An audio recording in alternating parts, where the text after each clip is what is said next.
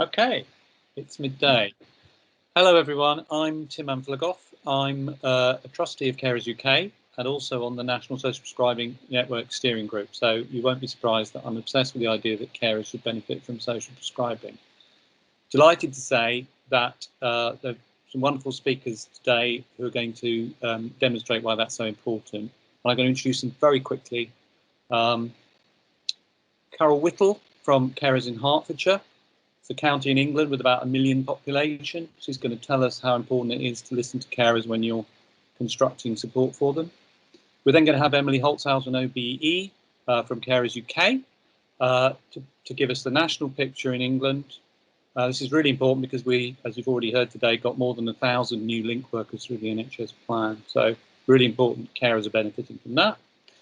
Emily's had a key role in building an international alliance of carers organisations, and Liz Callaghan from Australia will be talking to us about how important it is that carers are visible in the social prescribing developments that are starting there. Laurie Hilsgren from New Zealand, I'm delighted to see, because electric storms on the north of New Zealand was risking her connection, but she's here. Welcome to you. And then lastly, Yessica Alvarez from Public Health England is going to speak to us about caring as a social determinant of health. So fantastic set of talks for you, and then we'll get together again at the end when you've watched those for some questions. I'm going to hand over to my co-chair Malcolm, who will talk you through that process. Yeah, thanks very much, Tim, and welcome to everyone. Just a warm welcome.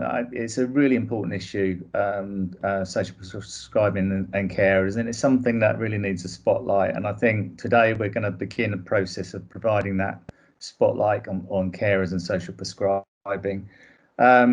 Just by way of how we're going to run the session, we had a number of different ways that we could have done it, but this was the safest one for Tim and I. So what we're going to ask you to do is to first of all, if you're not used to using Teams, you need to get your cursor over the toolbar in the center. The toolbar will pop up, and then click on to show conversation, which is the third little icon from the right hand side. Click on that, and then you'll get the meeting chat come up on the right hand side. What we're going to ask you to do is to look out for Andre Davis, room 2, technician Andre Davis, and then click on see more, and then you will see all the wonderful presentations from our speakers today.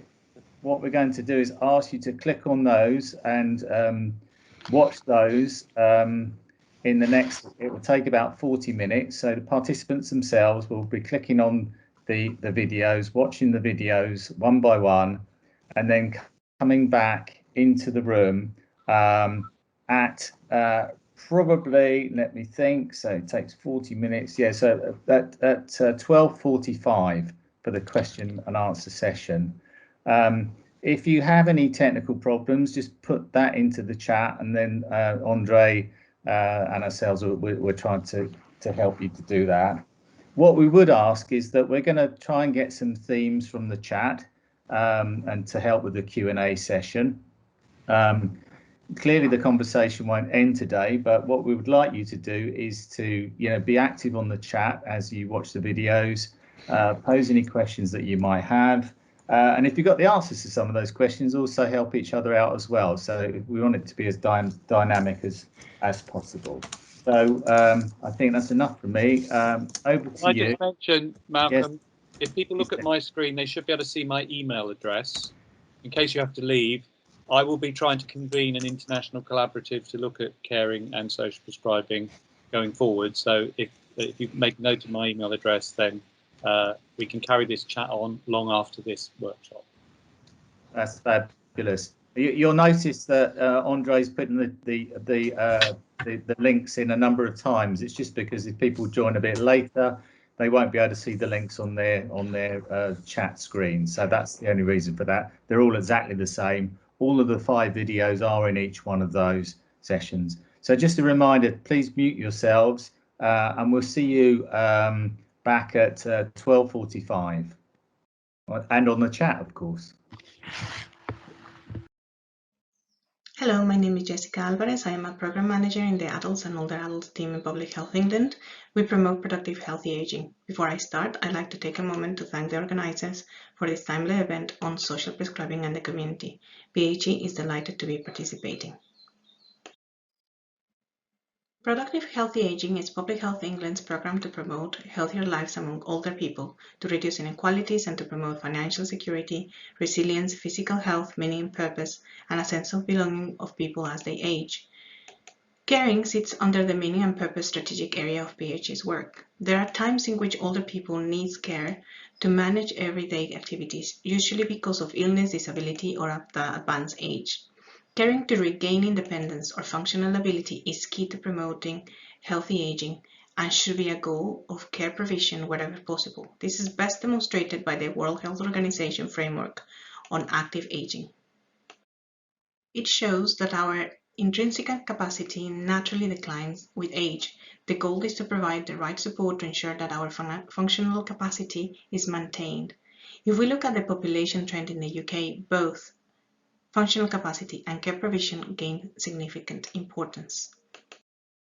The population of adults aged 85 years and over is the fastest growing age group in the UK, and this population is expected to double to 3.2 million by 2041. This growth in numbers of people aged over 85 will most likely translate to a growth in care needs. By 2051, a lot of the responsibilities of care is going to fall to spouses and children who themselves may be older adults. Therefore, supporting carers for older people by considering them as a community asset and as a key component of the health and social care system is key to productive, healthy aging. Supporting carers of older population should therefore be a priority for the UK. Within this context, PHE has commissioned Newcastle University to research on paid caring for older population. The study is addressing two quick questions: exploring the consequences of being an unpaid carer for older people, and to identify the evidence about how best to support this group of carers. This was done through a rapid review of existing evidence reviews and also an analysis of the data from the NHS England GP patient survey. This report will be published later in March, but we are sharing some initial findings with you. Overall, this evidence suggests that carers have their own complex health needs that are likely to be exacerbated by the demands of caring. Yet carers also report that they feel their general mental health and long-term health care needs are not being met. Another key finding is that the different groups of carers may have different support needs. The rapid review suggests that younger carers and carers with poor social and financial support experience higher care burden. Support that is specifically targeted at reducing emotional, physical, and social hardship associated with caring may be particularly beneficial for those groups. Findings from the analysis of the survey data also indicates that older carers and carers living in the most disadvantaged areas are providing the most care. More time spent caring may place carers who are older or living in disadvantaged areas at greater risk of poor health and/or delays in meeting their own needs. Support that enables access to service to meet carers' own health needs and reduce the risk of exacerbating existing poor health as a result of caring may be helpful for those groups of carers. The review suggests key considerations when designing support interventions for those caring for older people, including interventions that lessen the impact on their mental health, prevent poor physical health that arise as a consequence of caring, but also that the interventions offer an inclusive support package that looks after carers' own long-term conditions. The review also found that there are inequalities to address. Some groups of carers are at a greater risk of poor health and of exacerbating the adverse consequence of caring. In terms of gaps, the review found that there is a lack of clear and robust evidence about how to best support people caring for older populations, and there are gaps in evidence on key outcomes. Specific gaps have been identified on physical health, social and financial well-being outcomes, as well as the severity of specific illnesses experienced by carers of older people. Furthermore, the review motivates stakeholders to conduct robust evaluation of promising interventions which clearly establish pathways to impact on appropriate outcomes. Despite the limitations of available evidence, this work concludes that unpaid caring should be considered a social determinant of health. Carers experience poor physical and mental health, with those from disadvantaged areas the most severely affected. Evidence from the rapid review confirms that the presence of mental health conditions alongside carer burden and poor quality of life, although it was not possible to quantify prevalence and severity of these outcomes. A small quantity of evidence from the rapid review also indicated that some of the outcomes were worsened for carers and the general population. The analysis of the GP survey reveals the presence and increased risk of multiple long-term conditions among carers, with arthritis and high blood pressure accounting for 44% of this. These poor health conditions may be a direct consequence of caring, or they may predate the caring role. Either way, this evidence describes a population who will have a set of complex health needs that are likely to be exacerbated by the demands of caring. Despite this profile of poor health, carers were less likely than non-carers to report using 5 or more medications, with further evidence indicating unmet mental and physical health needs and difficulties accessing primary care. In the context of what is known about carers delaying their own health due to caring responsibilities, these findings signal a potential vulnerable population who could benefit from the preventative and targeted support. Lastly, the report offers a tool for evaluating the impact of care interventions as a possible option to strengthen evaluations of promising interventions. The logic model maps existing intervention outcome combinations identified in the review and highlights the key logical intervention outcome pathways that are limited or absent but have potential for impact. The tool also highlights access enablers and key in ensuring the carers are connected with relevant services and interventions on offer. These access enablers include care navigators and initiatives like social prescribing, which might be of interest to this conference in making the link between caring and social prescribing. To conclude, PHE recognizes the valuable role social prescribing plays as an access enabler in supporting carers' own health and well-being so that they can better care for others. It is also important to invest in carers if we are to create a sustainable and effective community-centered approach to reduce health inequalities and to promote healthy aging. PHE's work on unpaid carers will continue by disseminating evidence on unpaid carers at COVID vaccination and inequalities cross-governmental working groups, which have just recently recognized unpaid carers as a priority vaccination group. Furthermore, this year, a priority is the dissemination of the Caring as Social Determinant of Health review and the GP survey analysis findings that we shared with you earlier in this talk. We look forward to continuing our collaboration with statutory, academic, and NGO partners to inform productive, healthy aging. Thank you. I look forward to the discussion. In the meantime, I'll hand back to the chairs. Hello, and thank you for the opportunity to address you all today.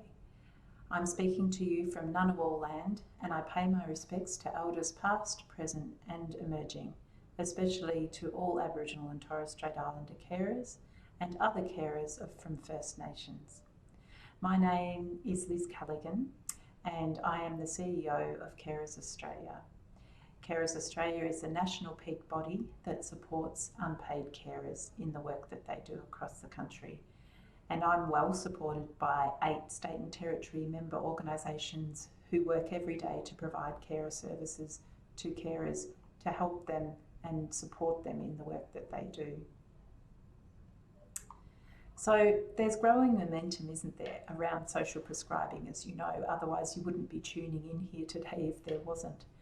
In Australia, there are small pockets of interested academics and service providers involved in this work. The Royal Australian College of General Practitioners are one of those interested bodies, which is a good thing. I also know that the School of Population and Global Health at Melbourne University also have a strong interest in social prescribing, and particularly in seeing new medical and public health graduates introduced to the concept and practices of social prescribing. I think there is interest in social prescribing in Australia, but not necessarily including unpaid carers in that thinking. And that's something we'd like to change. The Consumer Health Forum, which is another peak body like us in Australia, has partnered with the Royal Australian College of General Practitioners, with the National Health and Medical Research Council Partnership Centre for Health System Sustainability, and have hosted, or they did host at the end of 2019, a roundtable on social prescribing in Australia. And they produced a number of documents, and one of them was a report from the roundtable that identified who social prescribing is for. And not surprisingly, unpaid carers were not mentioned. The report suggested social prescribing can benefit people experiencing mental health issues, people with chronic physical health conditions and multi-morbidity, people experiencing social isolation, children in the first 1,000 days of life, and older people. That is all true. But social prescribing can greatly benefit unpaid carers, as I'm sure you have already heard and will continue to hear throughout this conference. And that's something, my participation today, I would like to light a little torch in Australia for unpaid carers and social prescribing. We know that the social determinants of health have an impact on unpaid carers, affecting their health and well-being. And we know the health of unpaid carers is often impacted because of their caring role, with carer well-being significantly lower than that of those not caring. It's important that carers remember and take time to look after themselves, and social prescribing can assist to do that, almost forcing that time out that is often needed by carers. Caring also takes as equal a toll on carers emotionally as it does physically, which is why there are supports like counselling services, respite and care options that are offered to carers in Australia. So we're lucky here. We have something called a Carer Gateway, and it's a new social policy model that covers 100% of Australia and regionally, and the Carer Gateway partners provide services directly to carers on the ground.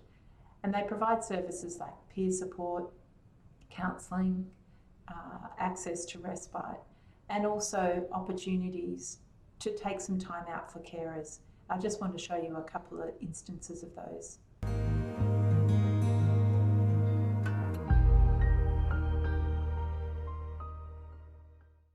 What we know in Australia is that the health and wellbeing of Australia's 2.65 million unpaid carers is being negatively impacted by significant sleep disruptions, with some reporting as little as 3 hours sleep per night. Many carers leave asking for help until it's almost too late. And it's really great to see some of those videos of carers actually taking some time out for themselves. Deloitte Access Economics, which is an international economic firm you may have heard of, was engaged by Carers Australia at the beginning of last year to do some work for us around family and friend carers. And they estimated that family and friend carers in Australia will provide 2.2 billion hours of unpaid care in 2020, with primary carers spending an average of over 35 hours a week in their caring role. However, this analysis was undertaken before the pandemic hit, and so what we know is the imposition of social isolation and the loss of some paid care services over this period, that Australia's carers are putting in more hours than ever, and that is a universal fact across the world at the moment. So we would say that carers are the safety net of the community, and it's important that we care for them and keep that safety net healthy. What we'd like to see at Carers Australia is a stronger integration of care for health and social services, recognising that siloed health and community and volunteer-run services and activities are actually probably inadequate to meet the increasingly complex health and social needs of patients.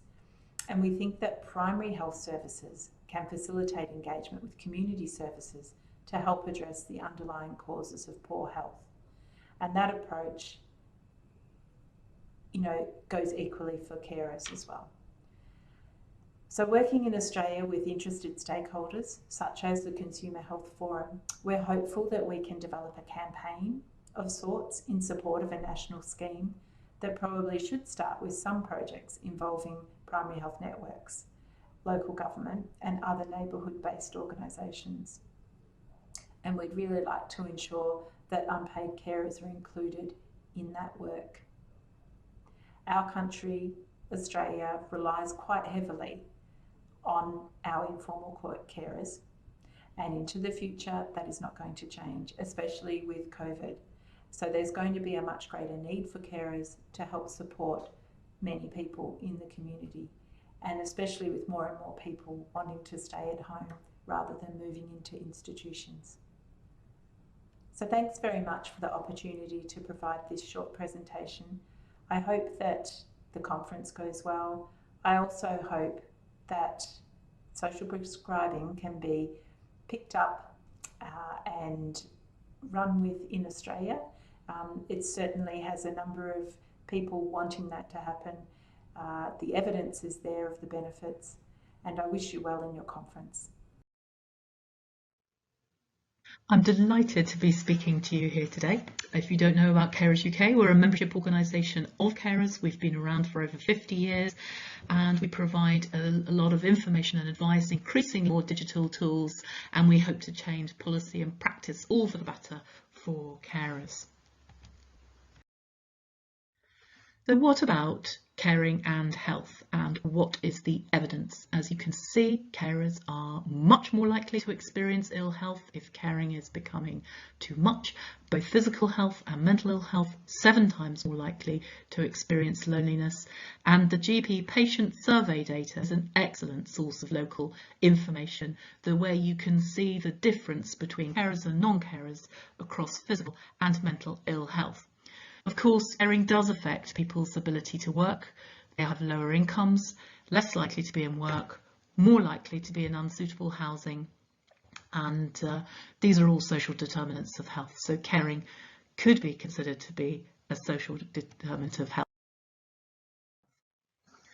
So what really matters to carers, alongside better support for the person being cared for, which unfortunately is not always there. If it was, things would be easier for carers. That said, there are always things that carers need themselves in their own right. Breaks, very hard to focus on me time, sleep, hobbies, interests, not worrying about money, and work if they wish to. So when we're talking about carers, we might be talking about someone who is thrown into caring overnight because their wife has a stroke. It might be a sister who has been providing long-term support for their brother with schizophrenia. It might be a parent of a disabled child who has autism. It might be a very close friend or a partner that's caring for somebody with cancer. The thing about it is that people don't expect to care in their lives, but they do, and they often don't recognise themselves as carers. So social prescribing practice will often see a lot of carers coming through with low mood, which affects almost any carer, and that moves into depression and severe depression, unfortunately, for some. So local carers organisations are very good at supporting carers. There are other very nice examples where there are outcome focus, and the carers prescription in Surrey has been running for, I would say, about 7 or 8 years. It has set up very good tracking through GP practices and provides a list of options for people, but links straight into making sure that they focus on what matters to carers. Although there's a list, it opens up the conversation. There's also an assurance process that allows really good tracking for the local authority, for the CCG and for the local authority actually, at practice. So we're going to say don't forget digital. It can be preferred, offer depth, breadth, whether that's a club, whether that's online exercise, or whether that's an app. For example, our care coordination app is called Jointly. Some people have said it's made the difference when they're struggling to coordinate care, all the messages and the interventions that are difficult to share and keep on top of. That kind of which helps manage those interventions can make a huge amount of difference. And of course, computers and Wi-Fi have enabled families to connect beforehand and now too.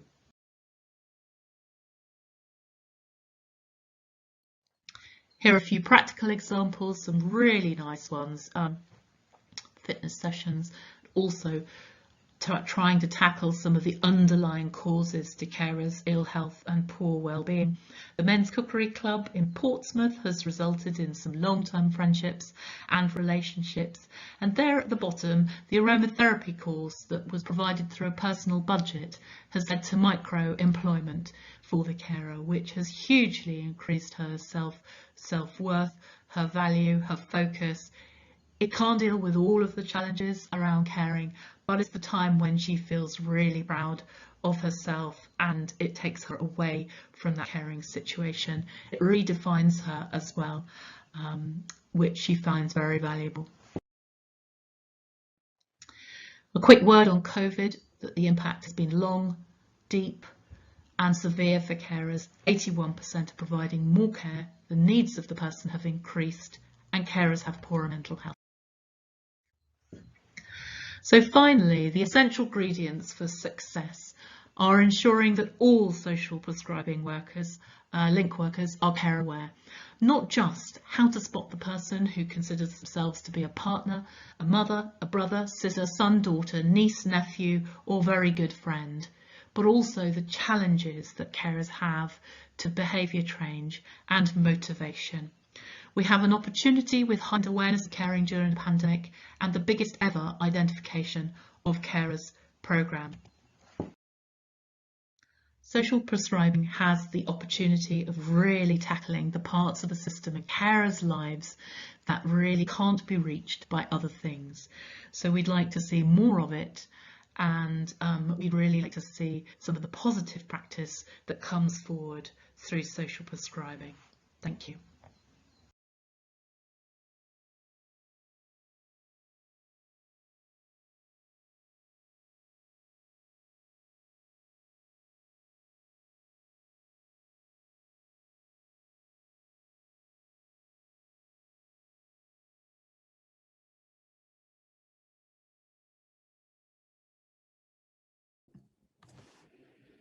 Kia ora, koutou katoa. Hello everyone, warm greetings to you all. I'm Laurie Hilsgren. I'm the Chief Executive of CARES New Zealand. I thank our hosts for this session and the conference organisers for exploring how social prescribing can help family carers. New Zealand has a population of about 5 million, with 490,000 carers. 2/3 are women, most in middle age, and 2/3 of all carers experience depression and anxiety. 40% are injured in their role, and many of these carers don't seek any treatment for their injury. We know that carers put themselves last. They know that self-care is important and tell us how much they appreciate being reminded, or is it being given permission to put themselves first and look after themselves too. In a small country, it makes sense to work in partnership, and we've made best efforts to do this with relationships across primary health, district health boards, social services, and many community networks. There are examples in New Zealand of health and social services introducing link workers to connect people with help that could be described as social prescribing, particularly in our Waikato region where the DHB has taken a lead. It's a region with a high Māori population, and the concept of link workers fits well with the emerging whānau ora model of support, which puts people and families at the center of choosing what supports work best for them. The term social prescribing isn't really used here. I wonder why, given it's common in other countries, but I've had some conversations that indicate people think we need to frame social prescribing in words and approaches that make sense in New Zealand, such as whānau ora. As well as the emergence of link worker appointments, New Zealand is introducing flexible funding models, personal budgets, and so-called system transformation, bringing choice and flexibility to that dark art of allocating and managing supports.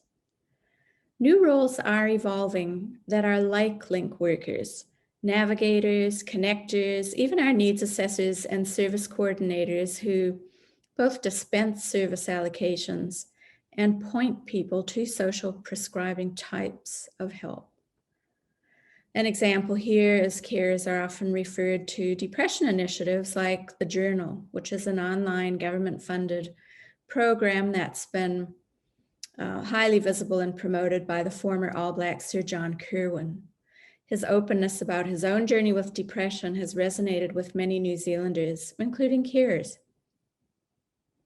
Another example is New Zealand's Green Prescription, which provides a government co-payment for gym and other well-being subscriptions. We refer carers to these and come alongside with self-care programs of our own that are cross-promoted across all of the health and social service networks. We don't have time to talk in detail about examples of social prescribing in New Zealand, but relationships and partnerships, co-design, and shared promotion are at the heart of what seems to work best. For Carers New Zealand, being able to talk to a real person remains important to carers. Our helpline and email hotline are basic types of support, which often have a reassurance or emotional dimension. And many social and health services refer carers to us for this human support. The pandemic, as I'm sure everyone is finding, has resulted in an outpouring of loneliness and people feeling alone, locked away at home, or realizing how isolated they've become, knowing they need to reach out, wanting to feel less alone, wanting to be less vulnerable. And for this reason, Carers New Zealand is a founding member of the new Coalition to End Loneliness. A resource we use for connection is our Family Care magazine, an important resource in free info packs that's widely distributed across New Zealand health, social services, and NGO channels. Who would think a magazine could be a powerful tool for connection and promotion of self-care messages? But it is. For us, there are many questions still about social prescribing, but I'll leave you with some comments from carers who have, for example, appreciated family care. I don't feel so alone. Even though I don't go out much and don't want to join a support group, I feel part of a community of others who understand. I love knowing who's out there to help me. It's a pillow at my back. In all we do, we strive to be a pillow at a carer's back through our own services and those we refer carers to. Is this social prescribing? We have a lot to learn, a long way to go, but it will be great to work together more as an outcome of this conference. If you'd like to contact me, please email info@carers.net.nz. Kia ora, and thank you for listening. I now hand you back to the co-chairs.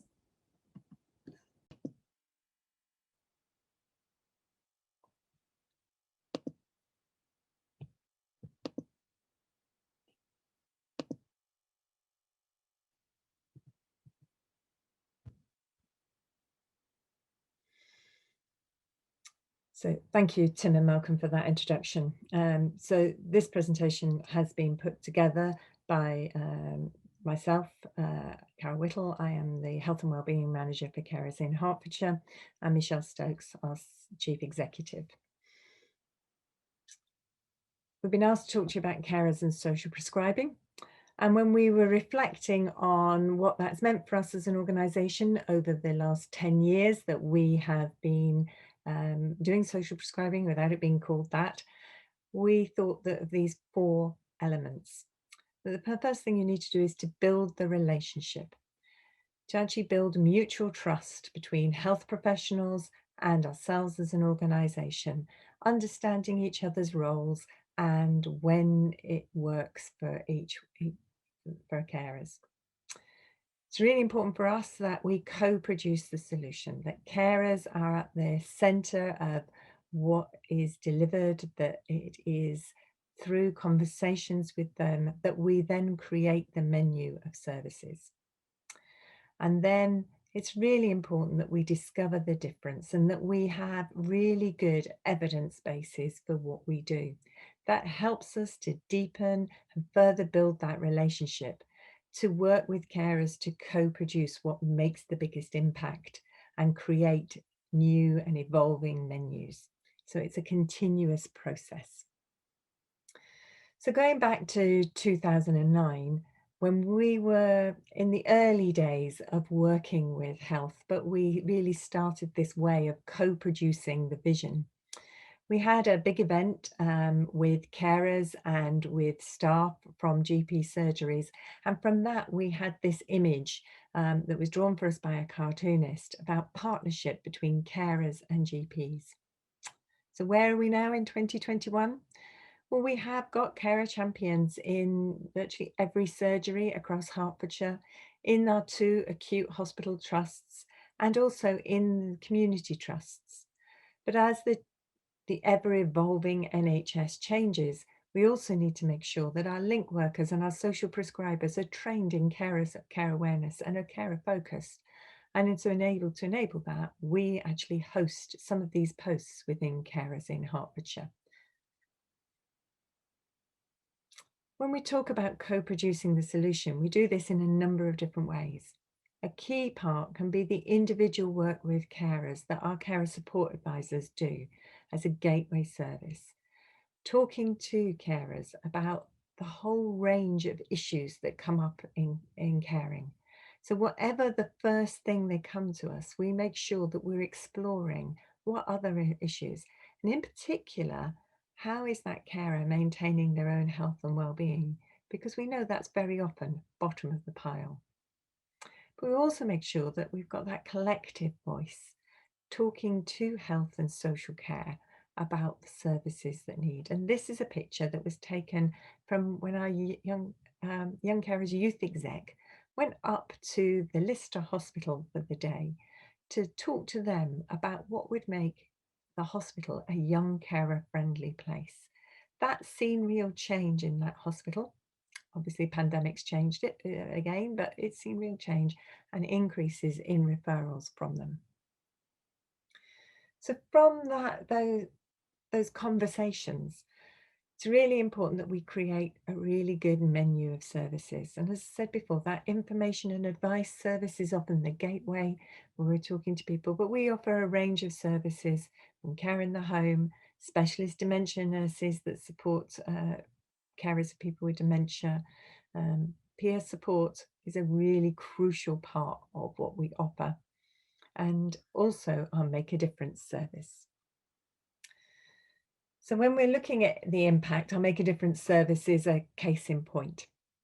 So when we set it up again, way back in 2008, 2009, we decided to use a accredited tool, internationally accredited tool called the SF12 version 2. That means the short form 12 version 2, which is a health focused quality of life tool. And that gave us lots and lots of data about the impact on carers' health. One particular, over 10 years, we monitored the risk of depression in carers. Normal population, there's about 20% that would have a risk of depression. In the carers that we were giving this specific type of break to, there was an over 70% risk of depression. After they'd received that individual discussion, those referrals, and the Make a Difference break, that was reduced to just over 50%. We managed that over 20% reduction in the risk of depression consistently over a 10-year period. After that, unfortunately, costs became prohibitive, and we're now using the short Warwick-Edinburgh Wellbeing Scale, but with similar results. But it's also important to look at the case studies alongside that.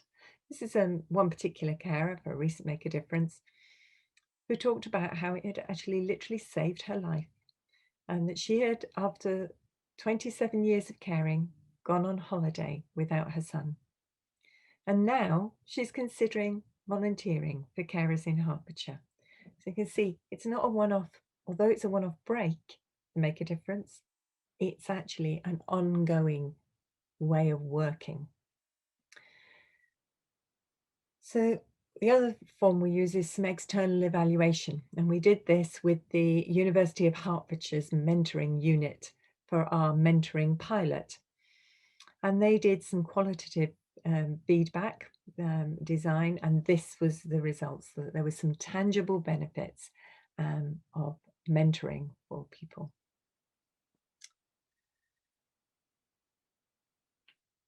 A lot of our volunteers are carers themselves, and this peer support is a really key part of what we're doing. And this top quote is from a young adult carer who was a volunteer with us as a young carer for roughly 10 years and is now in her 3rd year of nursing. And the second quote is from a carer that's been supported by those volunteers who've been carers or are currently carers, and we're able to really give her the reassurance that they were doing a good job and that the services would help. So this is what carers say about peer support, about how they helps them to identify ways they could help themselves. It gives them good advice, and it just helps to talk to someone who knows what they're going through. So overall, if you think at the beginning where we said we were aiming towards GPs and carers working together, our ambitions got bigger. We now want the whole of health and carers to work together. And I think this is a lovely example from one of the carers that we've been supporting, that he talks about how the importance of the medical professional working together to sort out his wife meds, but also that support that he's received from us as an organisation to help him to put things in perspective, feel less stressed, and talk about things. So that's what I've got to say to you today. This is our contact details. So you see there the generic contact address and also our website, Facebook, Twitter. Do get in touch, reach out, ask us any questions. We'll be happy to take questions at the end. And thank you very much for listening.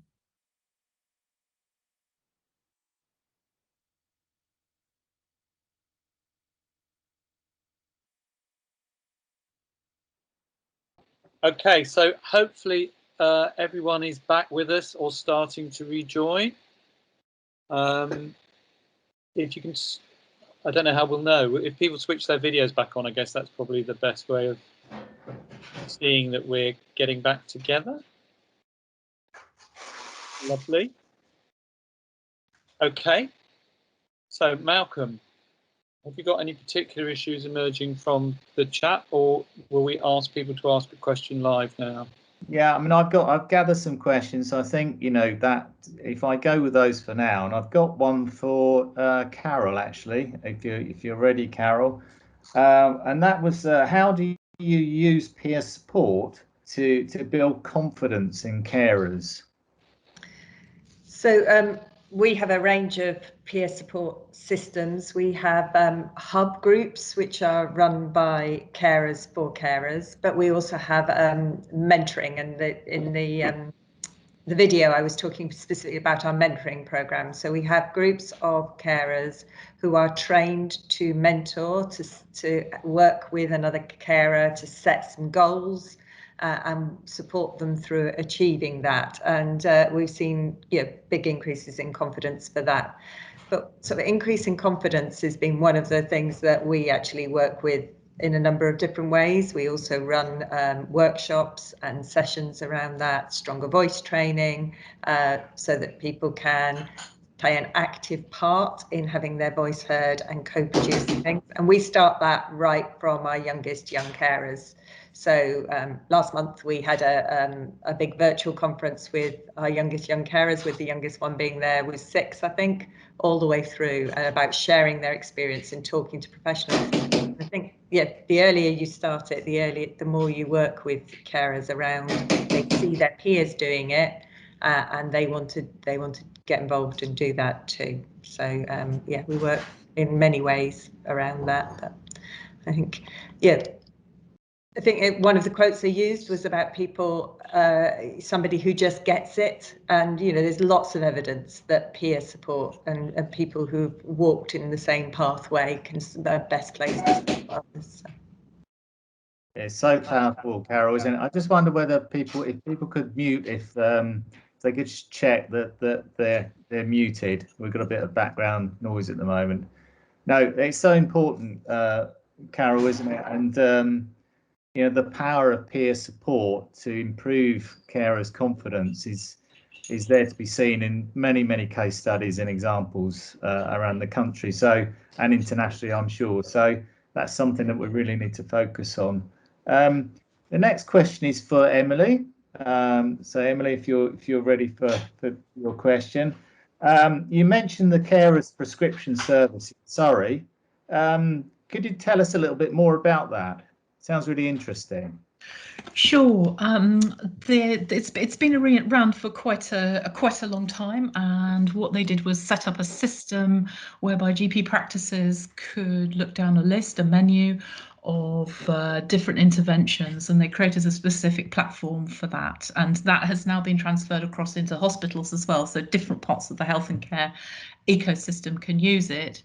And so the GP practice would have a conversation with the carer, and then that request goes through to a third party that is then triaged and put out to relevant voluntary sector partners.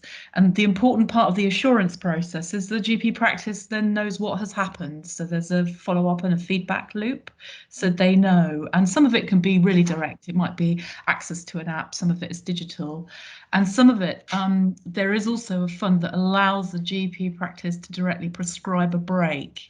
So it's there and then having that. And we've just seen, I mean, what fantastic evidence. I knew they had it already, but just reading it again, carers in Hertfordshire, getting the outcomes, getting the numbers, it really demonstrates how valuable this is.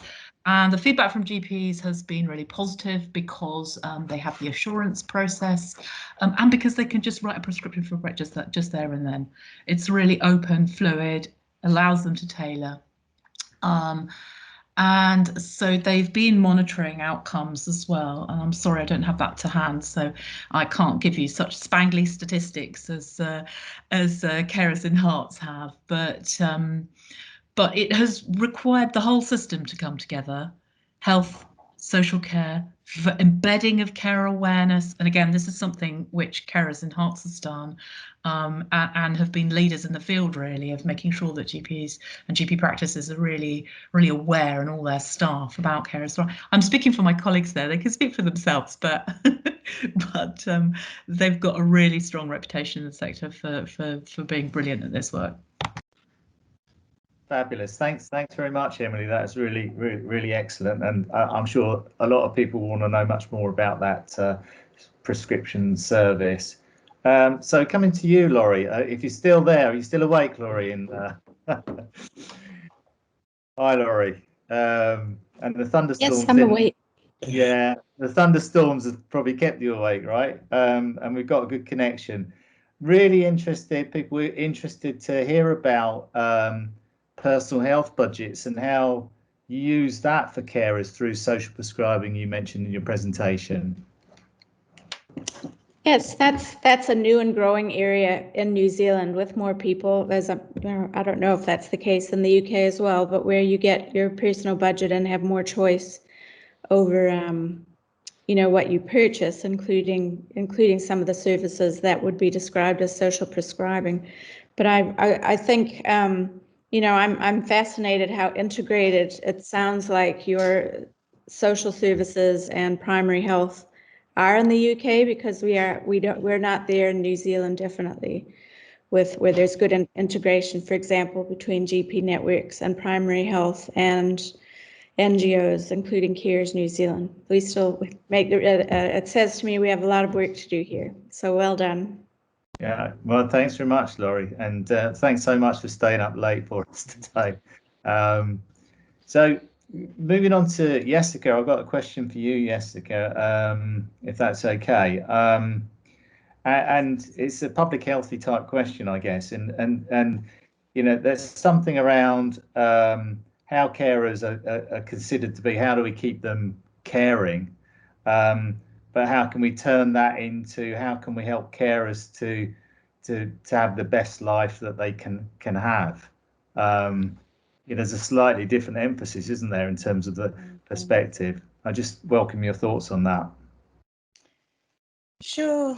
Well, good afternoon. Thank you for inviting us. I think it's a very important question, and I think from the public health perspective, we will really consider carers an asset of the community. And I think within the program of healthy aging, the one that I'm part of at Public Health England, it's important to emphasize how important the important role on caring to be well. So we consider functional ability a key asset for healthy living and healthy aging, and ensuring that carers remain well if there's an episode of caring is key, as well as supporting those that are cared for and reintegrate into their their lives and being well. So it is a shift in mentality.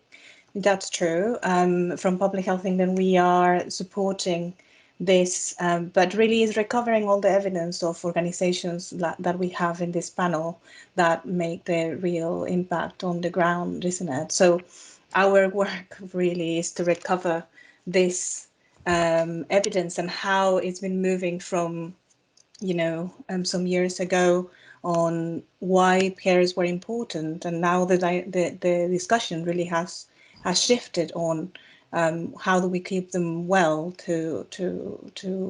because it's a key kind of component of keeping communities healthy. So it is, I think, and we hope that a report that we included in my presentation will help us shift that discussion or support many stakeholders in that respect, considering caring, for example, as a social determinant of health.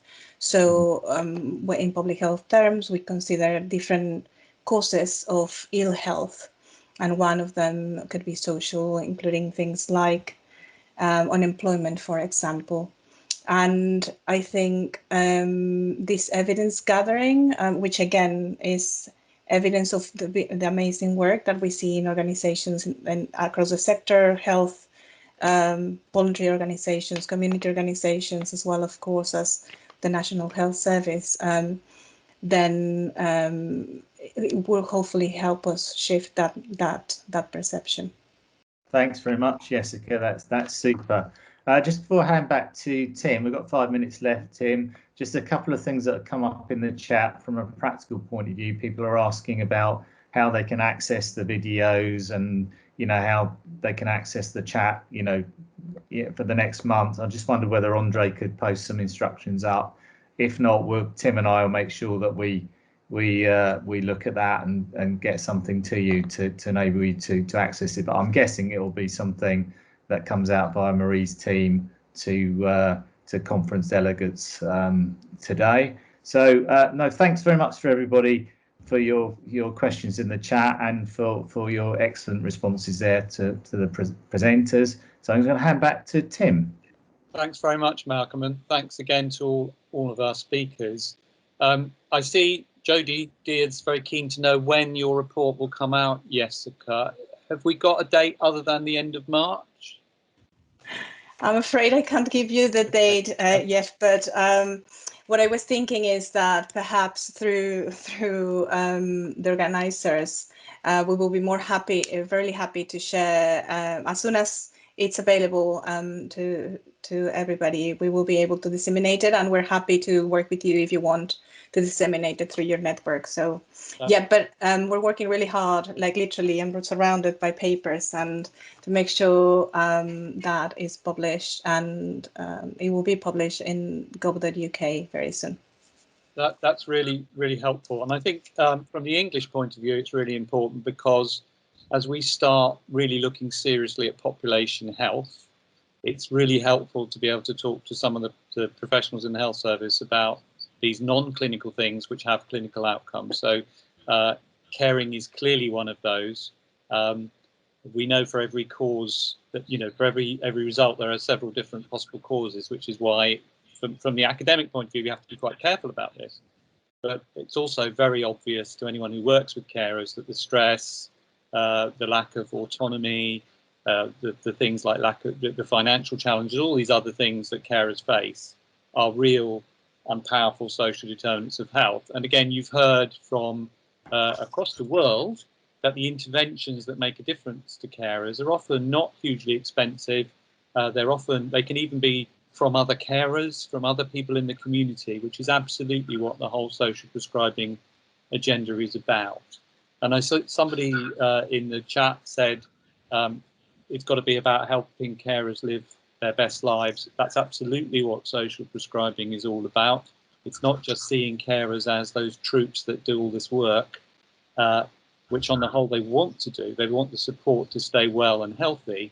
And if we don't give them that, then clearly we're going to have 2 patients instead of 1 if we're not careful. So I think a really, really helpful discussion. In my on my screen, if you can see it, is my email address.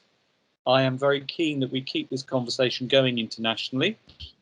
And I know it's a real shame Liz Callaghan can't be with us, but she's very keen to make sure that the growing understanding in Australia of the importance of social prescribing in primary care doesn't develop without factoring carers in. And I think she mentioned a piece of research which didn't even look at that paradigm of where's the carer in this.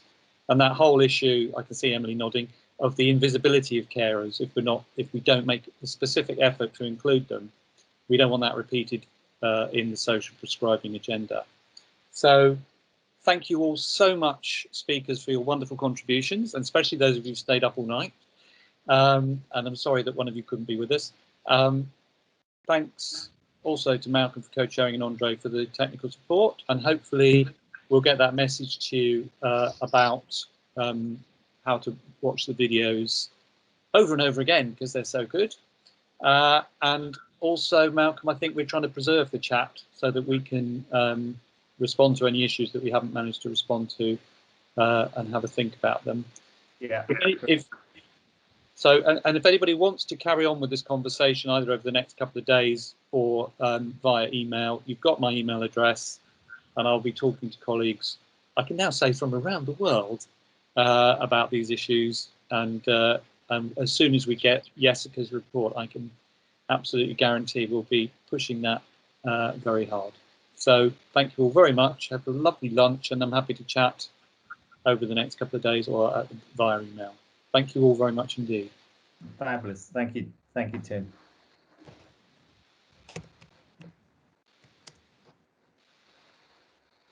Thank you, Laurie. Go and have a nice cup of hot milk. Good night, everyone. Good night. Take care. Bye-bye. Thanks for asking us. Oh, thanks so much, Laurie, and I hope to have further chats. And Yes. yeah, Be good. Sleep well. Hello, everyone. Oh, you keep moving around my screen. Is it safe to talk? Thank you very much, Emily and Carole. It's a strange way of doing business,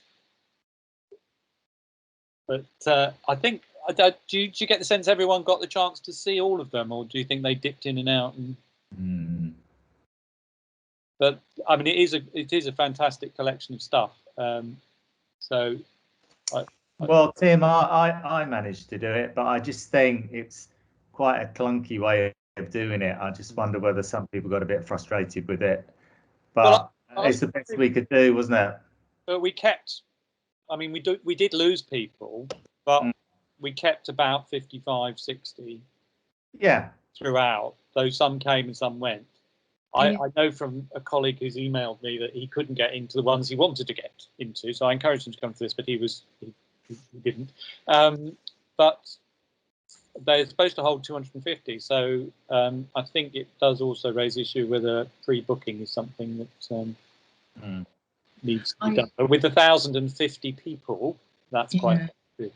Yes, yes, I just want to, I leave you, to discuss the technicalities, but we just wanted to say thank you. I think it's a great opportunity to make the link between social prescribing actually and carers.